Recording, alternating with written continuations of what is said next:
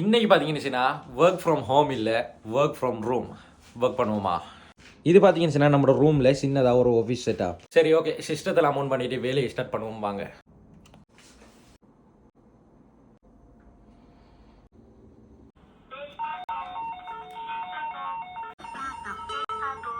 இன்னொரு half an ஹவர்லாம் நடத்த car வருது, பசிக்குது, சாப்பிட்டுட்டு வருவோம்.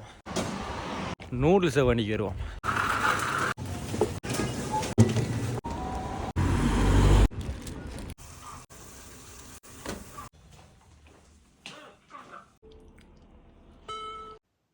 இன்றைய வேலை முடிஞ்சுது, எல்லாத்தையும் ஷட் டவுன் பண்ணிவிட்டு அப்படியே நம்ம கிளம்ப வேண்டியதுதான்.